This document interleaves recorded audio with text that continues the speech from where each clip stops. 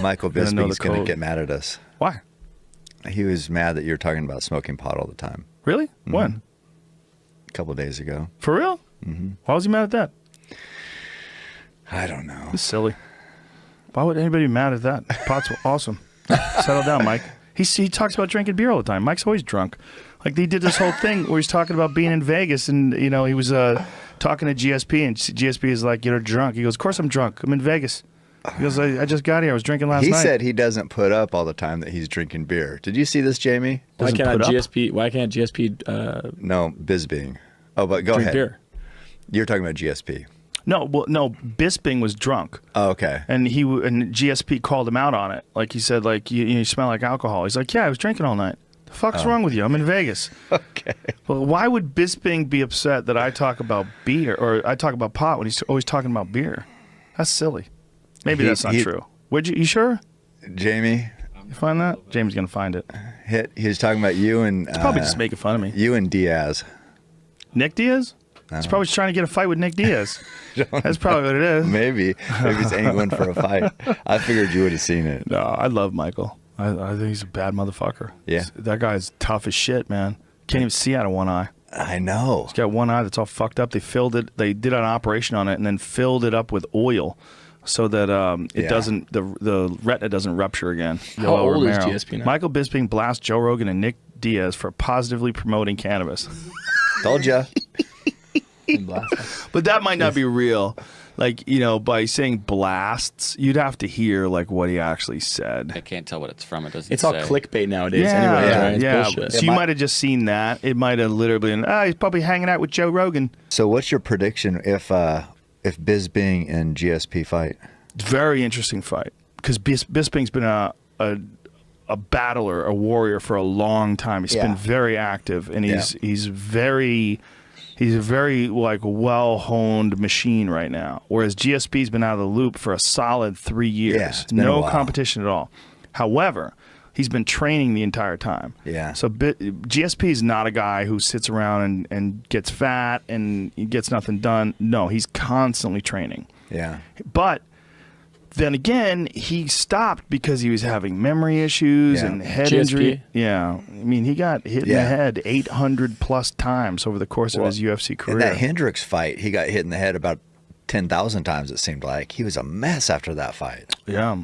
He's been a mess after a few fights. Yeah. You know, Carlos Condit head kicked him and knocked him down. I mean, he's had some wars. Matt Serra knocked him out, you know. It's weird. It feels like GSP, he's been the champion, but it doesn't feel like he's doesn't have that champion respect for whatever reason. Well, it's because his last fight with Hendricks was super close. Yeah, we watched that here. Controversial. I did the Fight Companion. No, not that fight. I was there for that fight. Oh, the you Hendricks? Yeah, not Hendricks' last fight. I'm talking about GSP's last fight. Oh, I was talking about Bisping Hendricks. Oh, no, Bisping and Henderson. You did the Fight Companion for that one. Henderson. That's when Eddie Bravo went full Tower 7.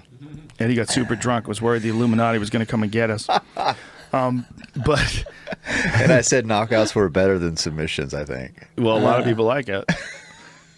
But GSP's last fight with Johnny Hendricks was super close. Oh. Super close fight, and GSP retired with the belt. Yeah, I thought he lost that fight. Just, I mean, a lot of people did. Yeah. A lot of people did. Yeah.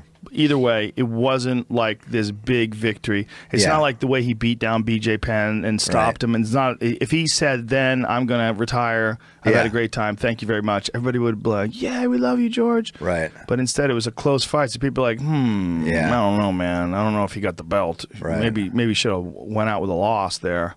Who knows? But don't you think Bisping doesn't have that championship type respect?